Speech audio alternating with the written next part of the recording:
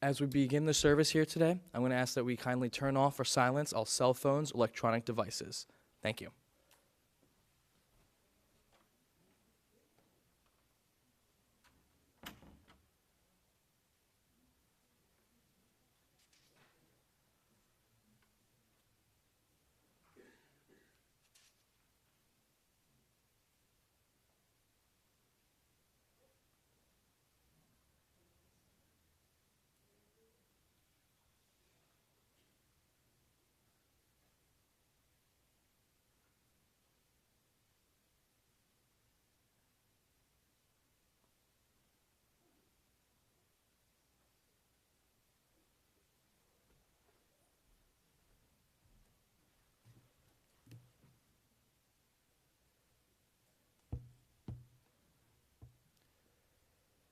Good afternoon, first of all, and welcome. I'm Rabbi David Englander of Congregation Bethel. And I'm here on behalf of our Chazan, Elisa Pomeranz-Borough, who has COVID and has been public about that and is under the weather at the moment. We hope she'll have a speedy recovery, of course. And also I bring condolences of your friend, Rabbi Aaron Krupnick, as well. Sorry that he can't be with us today. But he's thinking of you, as are so many who are with you in support on what is beyond any measure a difficult day. The difficulties of this day are balanced, of course, to some extent with great gratitude for the long and the good life of Steve Krulik, and he is going to be remembered today in very specific ways, sharing of amazing memories, the lessons of his life, the impact of his dedication to so much of what is important about the capacities that we're given to display and inhabit and exhibit in this world, in this one life. And I also want to welcome and thank Amy's colleagues from Mainline Reform Temple for being here today. Very special to see you here in support of the family, and all who have gathered here in person, all who, I don't know if we're being live streamed today or not, but if we are, then glad you're here as well. And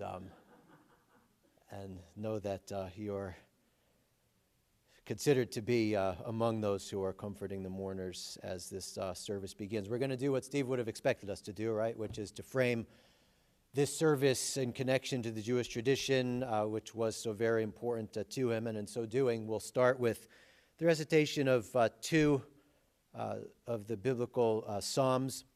The first one is Psalm 15, and it describes from the psalmist's perspective what it means to live a good life, and I promise you, when you hear the description that the psalmist offers of a good life, you will be reminded of aspects of the good life that Steve Krulik lived. Then we'll turn to Psalm 23, perhaps the most well-known psalm of all, which talks about entering into the valley of the shadow, even the valley of the shadow of death, a period of darker feelings, a period of mourning, a period where those traveling through that valley are relying on others to hold them up. But we do so through presence, we do so through sharing memories, we do so by being with them, we do so by thinking of them, and by their knowing that we're thinking of them in a time of loss, we hope and pray that it gives them some support on this journey of mourning. First, Psalm 15, Mizmor LaDavid, Anami Yogobar Halecha, Miyishkon Bar Kadshecha, Holech Tamim Ufo Tzedek, V'dover Emet Biovavo, Lo Raga Al Lishono, Lo Asa L'Re'eu Ra'av V'cherpa, Lo Nasa Krovo, Nivzeh Be'inav Nimas, Ve'et Yirei Adonai Chabed, Nishba L'Harav Lo Yamir, Kaspo Lo Natan Meneshech V'shochad Al Nakilo Lakach, Ose Eila Lo Yamot Le'olam, a Psalm of David. Do we deserve to enter God's sanctuary? Can we merit a place in the presence of God? Live with integrity. Do what is right. Speak the truth without deceit. Have no slander upon your tongue. Do no evil to others. Do not mistreat your neighbor. Spurn a contemptible person, but honor those who revere Adonai. Never retract a promise once it's made, even if it may bring you harm. Practice all of your business fairly, accept no bribe against the innocent. Make these deeds your own. Then shall you stand firm forever. Psalm 23, Mizmor David, Adonai, Ro'i lo echsar, binotesha yarbitzeni, amei menuchot yinahaleni. Nafshi yeshovev yancheni v'maglet tzedek leman shemo, gam ki elech begeit samavet. Lo ira ra ki ata imadi shivtecha umishantecha hema yanachamuni, ta'aroch lefanai shulchan neged sorai. Dishanta v'Hashem en roshi kosira v'ya'ach tov v'chesed yirdefuni kol yemecha yaveshavti bevet Adonai le'orech yamim. A Psalm of David. The Lord is my shepherd, I shall not want. God makes me to lie down in green pastures and leads me beside the still waters. God restores my soul and guides me in straight paths for God's name's sake. Yea, though I walk through the valley of the shadow of death, I will fear no evil, for you are with me. Your rod and your staff, they comfort me. You prepare a table before me in the presence of my enemies. You have anointed my head with oil, my cup runs over. Surely goodness and mercy shall follow me all the days of my life, and I shall dwell in the house of the Lord forever. First speaker this afternoon's service will be Nancy. Hi, Nancy.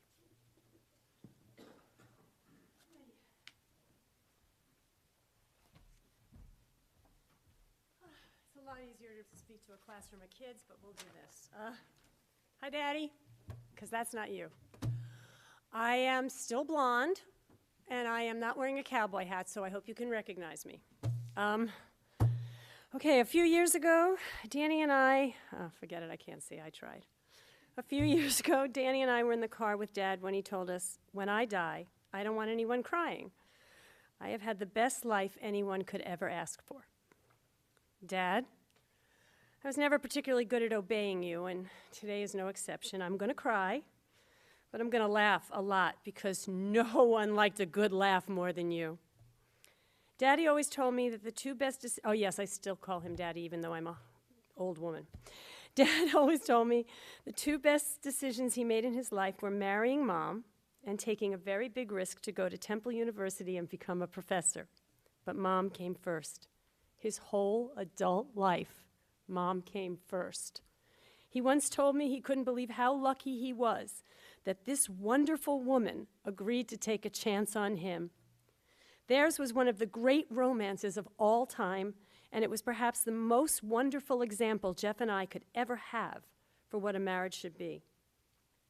Jeffrey, I hope you know that Daddy adored you.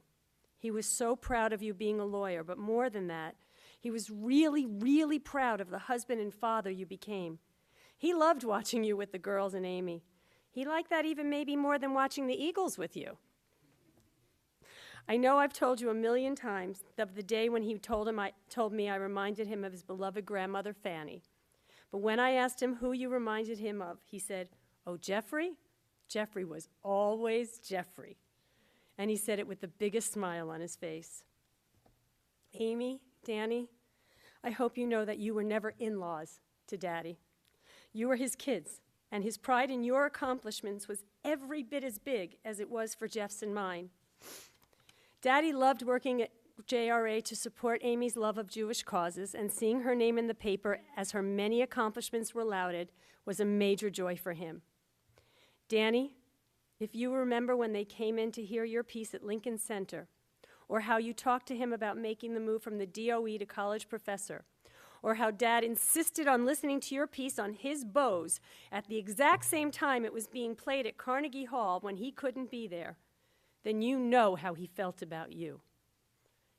And just to go off script, the last thing I told my father was that you won that silver medal.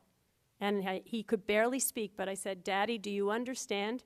And in his very Steve way, he said, "Oh yeah!" Daddy was a man who loved life. He loved music. He loved sports. He loved travel. He loved the Marx Brothers. He loved reading. He loved stamp collecting. And he loved teaching. Oh, how my father loved teaching. He called it the family business. His mother was a teacher and his son-in-law too, and Amanda. Mandy, you have no idea how proud he was of how teaching came naturally to you, how it literally poured out of you like liquid gold. And he was so, so happy that you'd found Alex. He knew you were going to get married, Mandy, and he tried so, so hard to get to your wedding. Please know, he was overjoyed with the man you're going to spend your life with. Dad was proud of all his grandchildren. Ian, He often told me that you had so many talents he couldn't keep up with them all. Your music, your voice acting, and your knowledge of the stock market were all massive points of pride. He looked so forward to talking stocks with you. And he even sort of rooted for the Yankees in the American League, just for you. And for a former Brooklyn Dodgers fan, that was a sacrifice. Speaking of joy, Sarah, you were his little red-haired princess. He bragged incessantly about your heart and the way you cared for the world in a way that few people did. You made him smile, you made him laugh, and the fact that he had a granddaughter who worked in the White House, well, there are no bigger bragging rights than that, are there? Emily, Emmy, I hope you know how your poppy marveled at your intellect. He said he taught literally thousands of students, but not one was brighter than you. Not one, Emmy. He was so proud of your knowledge of math had far surpassed his, and that in addition to being brilliant, you were a good kid with a good heart. You were there for him. You just popped by on your way home from the shore. He looked so forward to those visits. Daddy traveled the world for work and for pleasure. He visited Asia, Australia, Europe, and Latin America. Probably other places too, Mom, but I didn't remember. No place was as wonderful for him, though, as Israel. Judaism was a refuge for my dad. It brought him a sense of belonging and of calm. It was something he'd gotten from his beloved father, Max, along with his love of the Brooklyn Dodgers, Jack Benny, and the piano. Staying true to his faith and his love of Israel was a connection to his dad that lasted long after my grandfather died, just as teaching was his connection to his mother, Sadie. Mommy, you know how much Daddy loved you. I'm trying, Ma. There was nothing Daddy wouldn't do for you, and now he's up there, an angel whose name you know, and he will watch over you, just as Jeff and I will do for him down here, because we promised him, and we don't break promises. Which is why I never really promised him I wouldn't cry when he died, because I will. But there will come a day when I won't cry anymore. I'll just remember one of his jokes, or that goofy way he looked in a cowboy hat walking around the Dude Ranch, or how he and I laughed hysterically at Harpo, and I will smile. Because just as he was lucky to have had his life, I was lucky to have had my dad. I lost my biggest cheerleader. Nothing is ever going to be the same.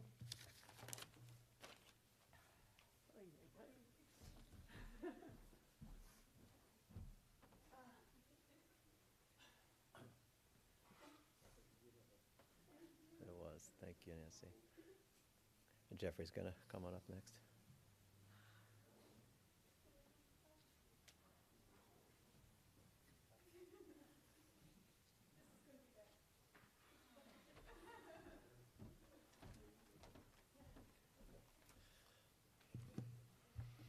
More than anything, my father loved his family and his friends and would do anything for them. So I want to thank everyone here who was a part of his life and for being there for him. I also want to thank all the people that are here to support my family and I. This is obviously a very difficult time, and we really appreciate all your support. I could speak about my father for hours and what he meant to me. But when I was trying to think of what to say, my wife insisted on reading to me a quote from President Franklin Roosevelt, who said that when you're giving remarks, you should be sincere, be brief, and then be seated. So I'm going to try to do that. Emphasis on try, because I have 2.5 pages of stuff here. So as my sister told you, other than his family and his friends, the thing my father loved the most was teaching. He loved being a high school teacher, I'm told, since he stopped doing that when I was 5. He went on to teach at Temple University for 40 years, doing something that he really loved. He had the opportunity as a teacher to speak and teach all around the country and in other countries as well, which was really a good thing for my sister and I. When we were kids, he got to speak in California. We got to go to Disneyland. When we got a little bit older, I guess I was in college, he got to speak and teach in England. We got to travel around London. The only trip I remember he did not take us on that I wanted to go was Australia. He went by himself and he brought me back a boomerang, which must have been defective because I threw it and never really saw it again. That's not exactly true. I threw it and I had to go chase it every time I threw it, but never saw again sounded better. My father was a very popular professor. We have one of his former students who's going to speak today, and I know my father held him in high esteem, and I believe he's going to talk about the positive impact my father had. And I know from hearing to others that he was a very popular and well-regarded professor, won every award you could win at Temple University for a professor. However, the lawyer in me does always like to present the rebuttal case. So I'm just going to tell one quick story that I never told my father because I didn't know how he would react with it. I used to go up to his office periodically at Temple when I wanted a free lunch. And I go up one time, and I'm getting ready to knock on his door, and there's another guy there about my age, and he says, "You don't want to talk to him." And I let this guy go and talk and say, "Yeah, I have his class, and it's so hard," and bop, bop, bop, bop, bop. And when he was about done, I looked at him, I said, "You do know he's my father, right?" Yeah, I told that guy. It was really fun for me. It was sort of like, just tormenting someone who was a student of his. And so I've told that story to others, but never to my father. I guess, yeah, now I have. So given, that teaching was such a central thing to my father's life, I would think maybe the best tribute I could do is to talk about some of the things that he taught me. When I was a kid, my father was, like my best friend. We would go outside for hours and throw a ball around depending on what sports season it was, a baseball, a football, we'd shoot baskets. And my father, despite being an excellent teacher, this was probably not one of the things he was good at, because anyone who's seen me play any of these sports knows he was much better when he taught me calculus and dragged me through my freshman year college calculus class than playing sports. He taught me to play we played games together. He taught me to play chess.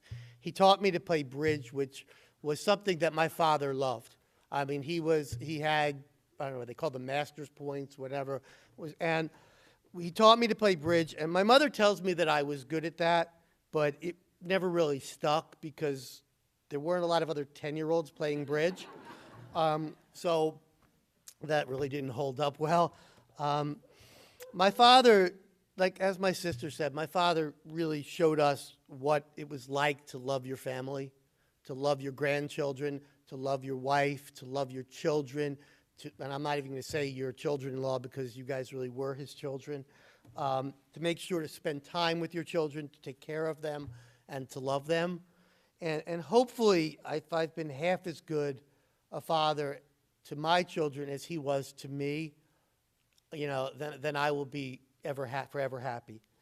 My father had a great love of books. Everywhere, not only did he write numerous math books, my sister and I were looking at his, I don't know, I say resume, some people say CV, his said Vita, whatever it is, but I mean, pages and pages and pages of all the publications he had written. It was astounding. And so we went through his office. The shelves were just filled with books. What we also found, though, as we've gone through his office, is that my father apparently also had an incredible love of folders.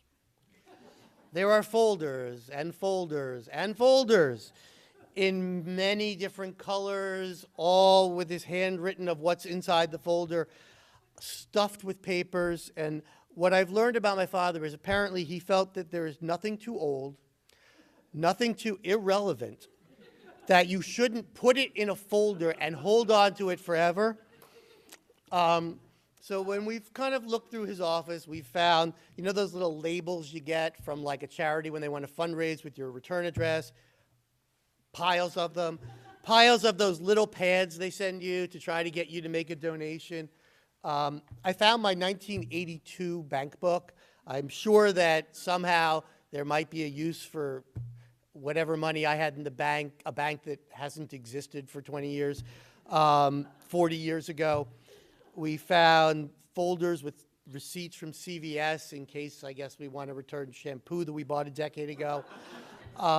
So, you know, that's one of the lessons that I guess my father didn't teach me then, and I probably hope I will not be following it now.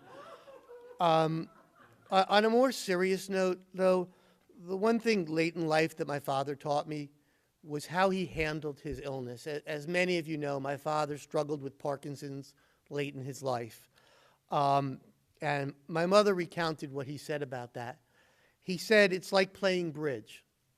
You just play the hand that you're dealt. And despite all the struggles, and despite when his body would fail him, you never heard him complain. He just did what he had to do as best as he can. And that's a lesson that I hope to take from my father. I have some of my coworkers here, so they know I never complain. But I'm gonna try to take that lesson from my father and work on that. So just to close out, I love my father. I've learned more from him than probably from anyone else, except maybe my wife. And I will miss him every day.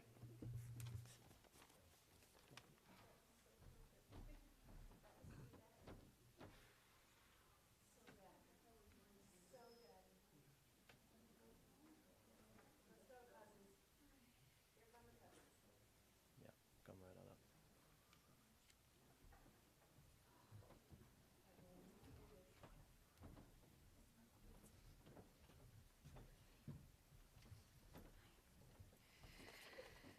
Hi guys, this is going to be very hard, so please bear with me.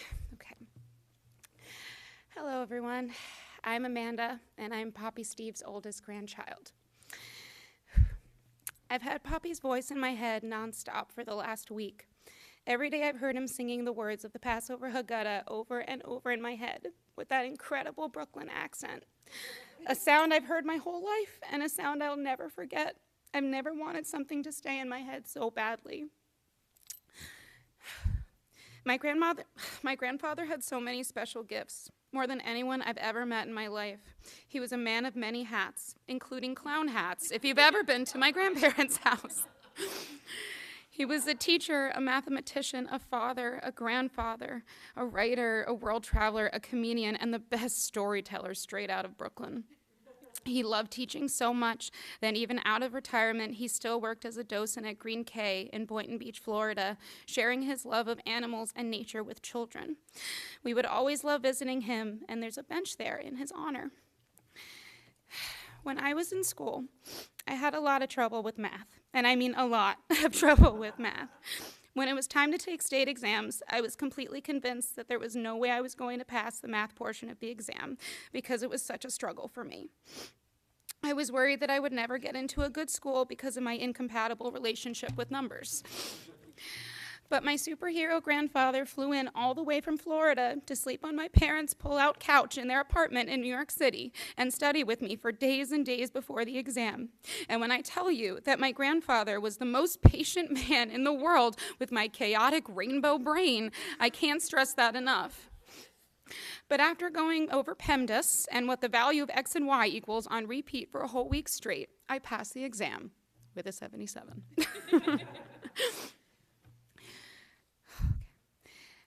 My papi believed in me, even when I didn't believe in myself. He knew that my brain processed differently from others, and he loved me for that. He saw my spark and gave me strength and confidence I so deeply needed to follow my dreams and live my life the way that I wanted. I followed in his footsteps and became a teacher. I wanted to be able to inspire and encourage children to follow their hearts and find their inner strength the way that my grandfather taught me. He always called teaching the family business, and I'm so grateful to be able to carry on that tradition in his memory. I am so grateful that even at the end of his life, he got to build a relationship with my Alex. I wanted more than anything for my grandfather to watch me walk down the aisle and marry the man of my dreams.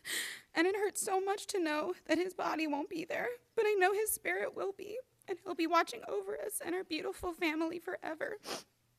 Alex, Poppy loved you like his grandchild. There was never a doubt in his mind that I picked the most perfect person to spend the rest of my life with. I'm so grateful that you two were able to bond so quickly and that you got to experience the magic that was Poppy Steve.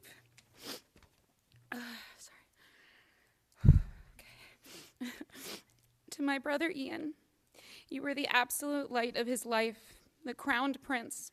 You were his boy and you brought him so much joy. I'll keep the memories we made growing up in that house forever. We were so blessed to be able to run up and down those stairs during the holidays and play Kerplunk and other old board games in the basement. I'll remember Poppy grilling for us in the backyard while we played in the blow-up pool, and we would all go swimming together every summer at Cherry Valley. Our weekends every summer at Rocking Horse Ranch were some of the best times in our childhood.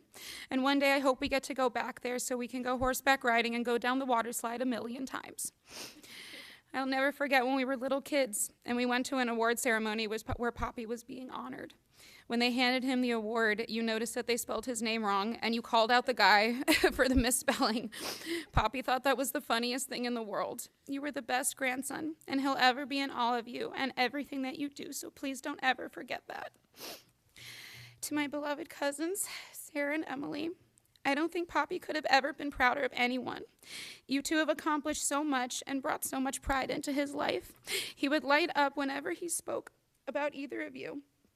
Sarah, you have Poppy's heart and generosity. You love to help, and you want to see and heal the world from all different perspectives, just like he did. You're going to change this world for the better. I know it. Emily, you have Poppy's sharp mind and logic. You are the only math whiz in the family. You can hold it together and think clearly when the rest of us can be so scattered. You keep us grounded, and I thank you for that. We really need it. We are the luckiest kids in the world to have experienced a love like our grandfathers.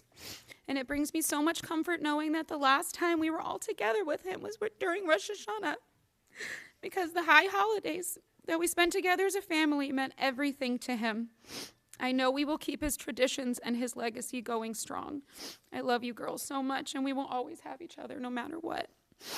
To my brilliant, compassionate father and my spectacular Aunt Amy, you were Steve's children.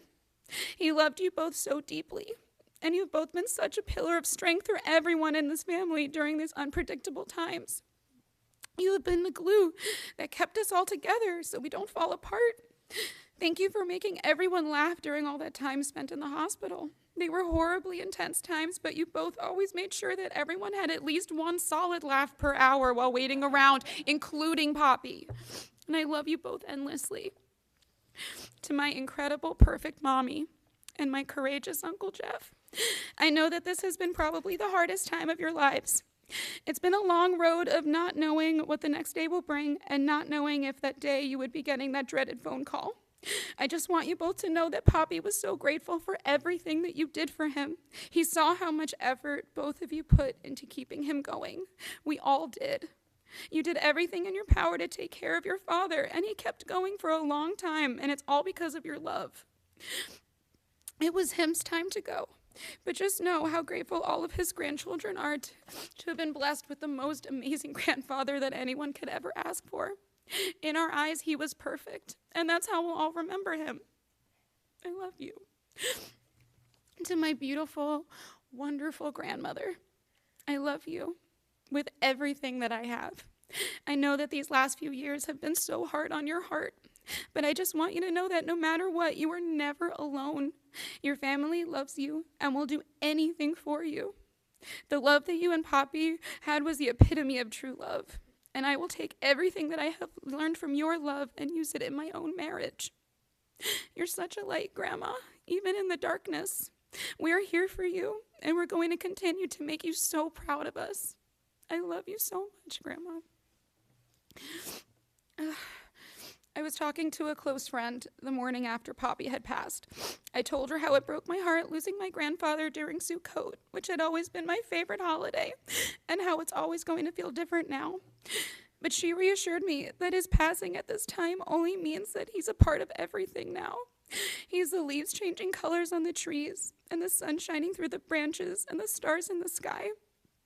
So now for every Sukkot, I'm going to think about my Poppy, Big Steve, and how wonderful he was, and how blessed we all are to have him in our lives. I love you, Poppy. Thank you.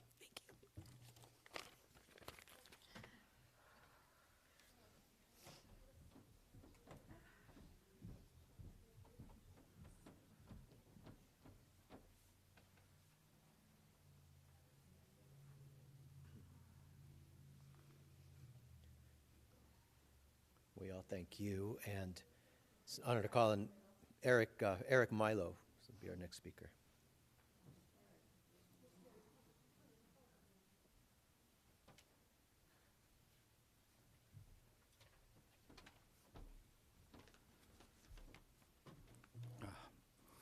So my name is Eric Milo. In some ways, I represent Dr. Krulik's other family. The thousands of students and teachers that admired Dr. Krulik, and the thousands more that he inspired. As the family said, he was known from coast to coast for his books, his talks, and his act. Dr. Krulik and his longtime partner, Dr. Rugnick, were the math education version of Abbott and Costello. Humorous, thoughtful, and brilliant. I was so unbelievably lucky, as I had the front row seat for it all, as I was Dr. Krulik's graduate assistant during the mid-90s at Temple. I had the office right down the hall for 3 years. I have quite a few stories. I hope you'll humor me for a couple of them. Almost every day, he made sure that we had lunch together. Yeah, it was free, Jeff, too. We ate together at the Temple food trucks right outside Ritter Hall, usually a pizza steak. We spent that lunchtime talking math, education, sports, and family. And as you saw his beautiful family today, his amazing wife Gladys, his children Nancy and Jeff. And then there was Amanda, his first grandchild that you just heard from. Every day I would hear the exploits of Amanda. When we wrote problems, and he let me write problems for his books, even though I was just a doctoral student, most of the problems would involve Amanda. A few other family members did sneak in. He never made me get coffee. He never made me run errands. It was always about teaching math, mentoring, and inspiring me. It wasn't just me. It was hundreds of doctoral students and thousands of Temple students that he touched and inspired. All of us were touched by his passion, his brilliance, and his humor. And those folders, Jeff, I want them.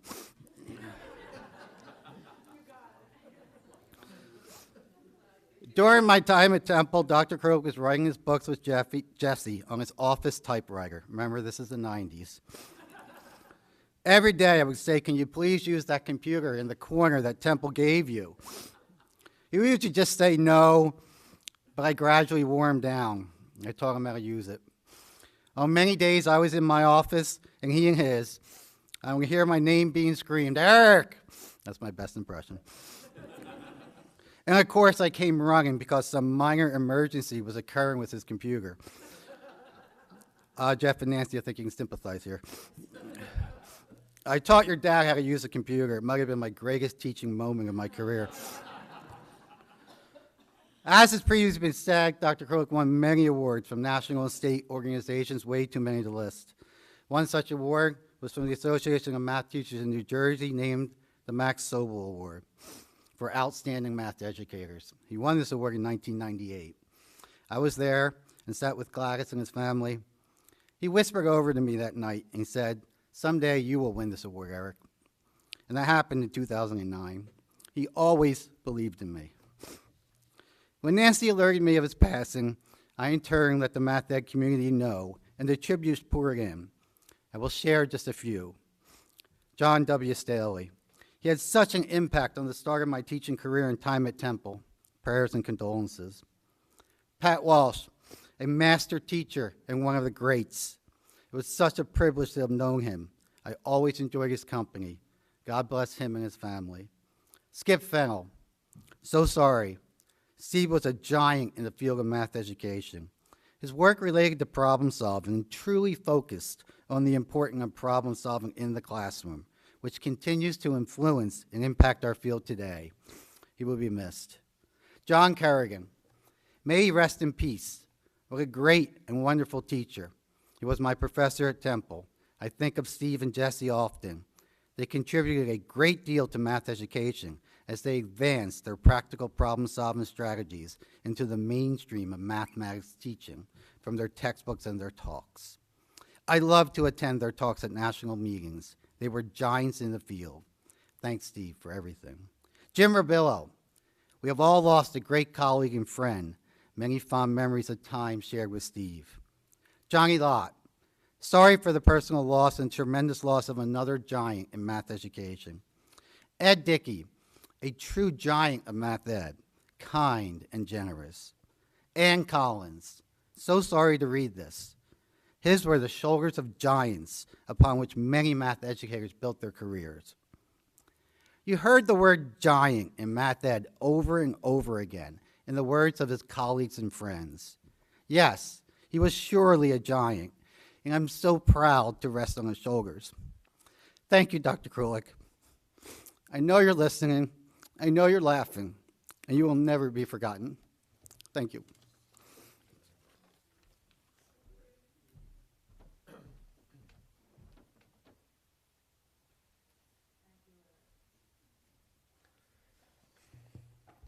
Indeed. Thank you to Nancy and Jeffrey and Amanda and Eric.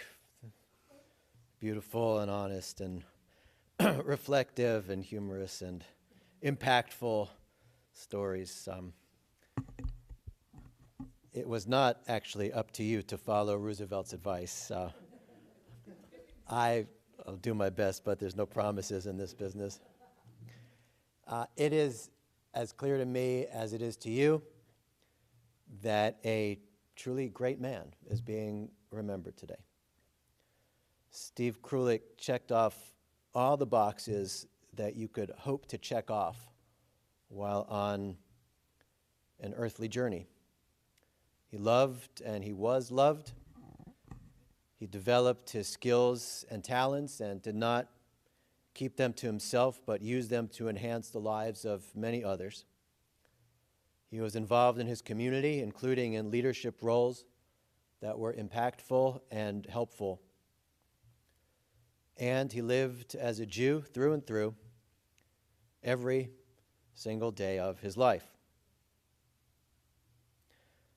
Gladys, you were each other's rock. He described you unabashedly as his best friend. And you built a very beautiful life together, officially since December 24th, 1959. Christmas Eve, by the way, because he was off from school and also because the date did not bother your mostly Jewish circle of friends. And as a father, of course, to Nancy and Jeff, and one of Rabbi Krupnik's favorite phrases, father in love to Danny and Amy. He was just your go-to in so many ways, and the love, respect, and admiration you have and had for each other ran very deep in both directions. You laughed with him, and you did so constantly. There are senses of humor, and then I'm getting the sense there is Steve Krulik's sense of humor, which animated him, and I'm sure was also present even in classrooms where he taught with such a successful and recognized track record in doing so.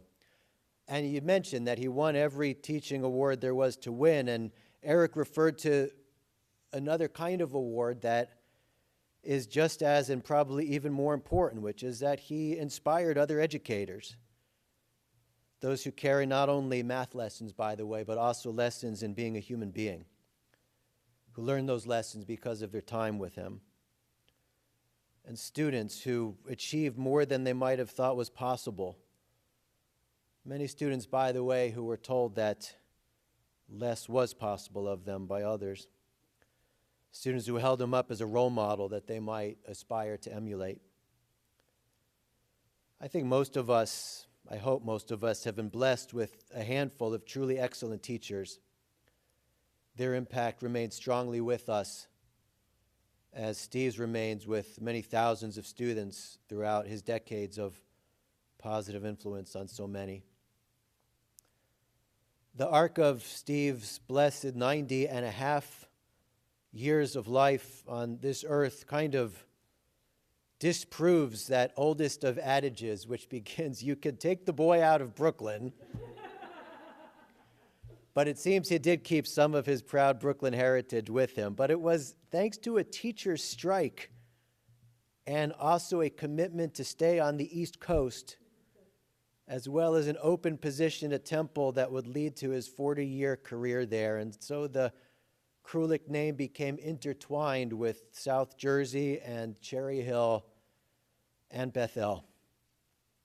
Only enjoying South Florida winters would take you out of the area for the years that was part of your blessed retirement. Steve's Jewish commitments ran so very deep. He was a daily tefillin wearer until very recently, and a supporter of your joint commitment to keeping a kosher home. Even more so, his permanent and ever-developing content of Jewish knowledge, his service to synagogue, where his priority was making sure kids received the best education that a Hebrew school could provide. He served as president of our religious school committee. Multiple trips to Israel, these unmissable holiday family gatherings, that strong commitment to reading every word of the Maxwell House Haggadah. These are also part of the very special commitments to Jewish values and practices that he represented and displayed throughout his life. You heard some of it from others, but it bears repeating, which I never mind doing, and I have a sense family never minds hearing. Music from the Beatles to Broadway, his love of summer camp and the uniqueness of summers outside among fellow staff and the kids they all worked with, reading mysteries and even writing one, travel, cruises, bridge, museums, piling his office from floor to ceiling with those famous folders and even more papers, participating, no one said this, in tchotchke accumulation,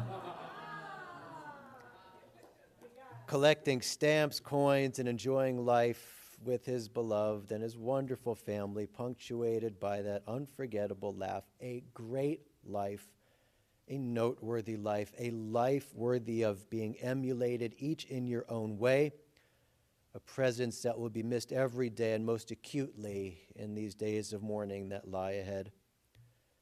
According to the enormity of the love is the depth of the loss.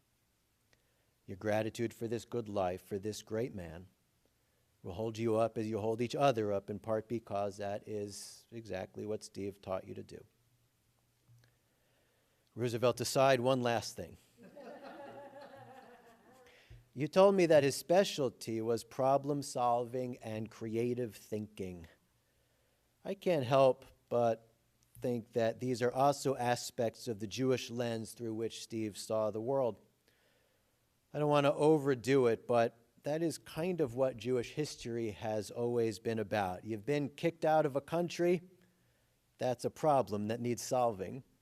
You landed somewhere you don't know anyone, and now you have to rebuild so that Judaism doesn't disappear. Well, that requires a heck of a lot of creative thinking.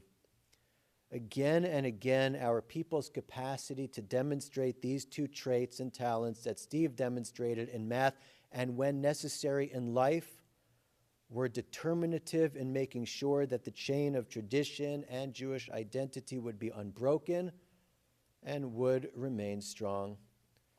Steve Krulik was among the strongest links in the chain of a special family who we stand with today, one of the strongest links of the Jewish people which he represented, one of the strongest links in the honored profession of being called an educator, which to us is one of the most important of them all.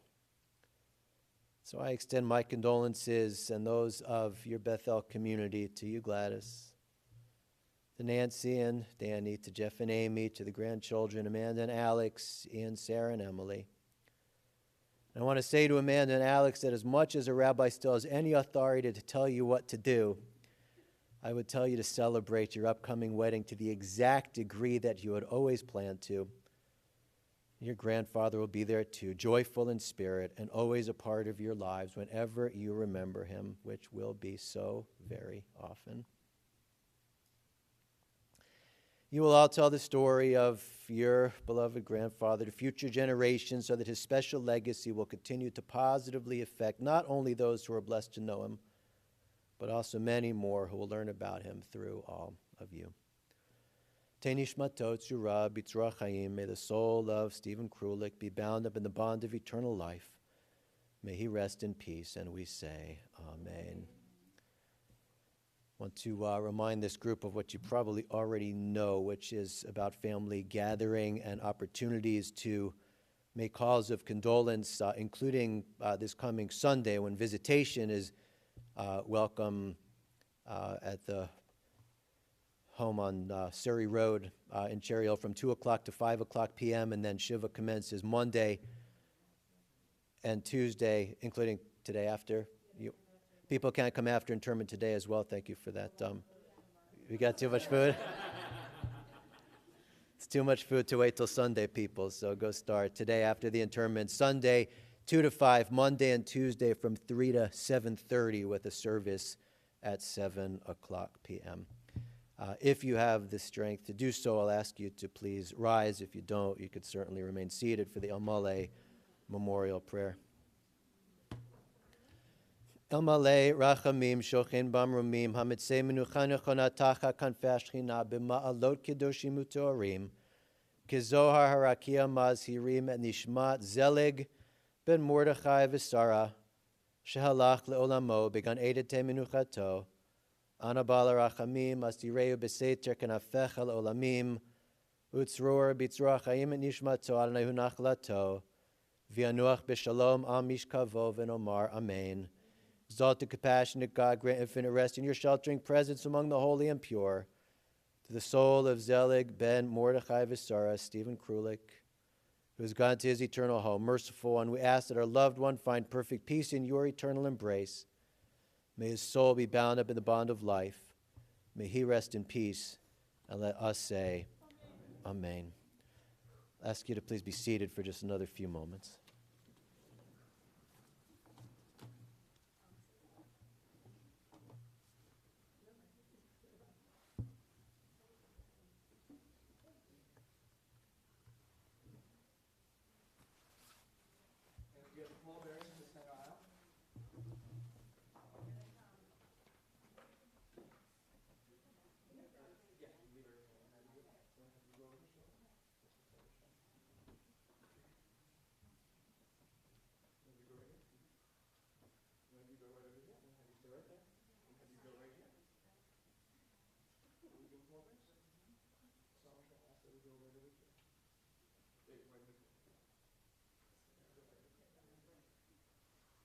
I'm going to ask that we all rise once more.